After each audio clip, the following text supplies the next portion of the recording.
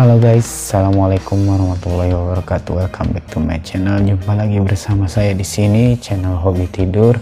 Jadi seperti biasa, hari ini kita kedatangan lagi satu buah paket. Ini dikirim lewat the fastest ya, atau si cepat. Jadi tanpa banyak basa-basi lagi, langsung saja kita buka apa yang ada di dalam kemasan ini. Let's go.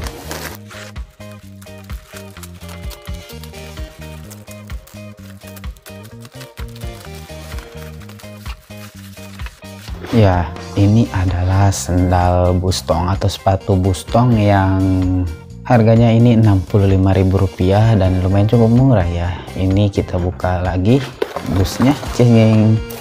Ya, ini sepatunya guys. Kita kesampingkan dulu, kemudian kita dapat ini pre-kos kaki men shock. Ini yang 3.000-an mungkin ya harganya. Seperti ini warna putih. Kita kesampingkan dulu dusnya karena tidak ada apa-apa lagi. Dan ini dusnya cukup polos. Kita buka lagi guys.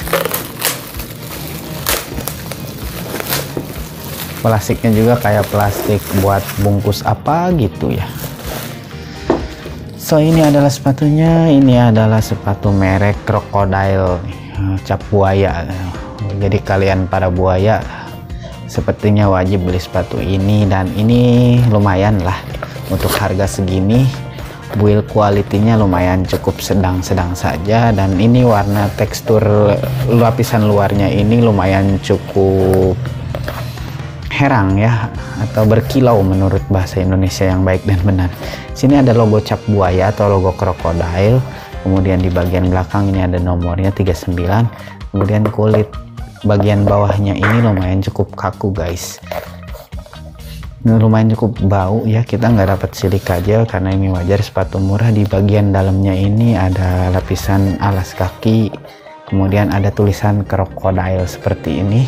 Dalamnya lumayan cukup, ada lapis lagi yang di depannya itu, jadi nggak full semuanya dilapisi oleh bahan kalp, ada lagi yang seperti kain di dalam ini nih.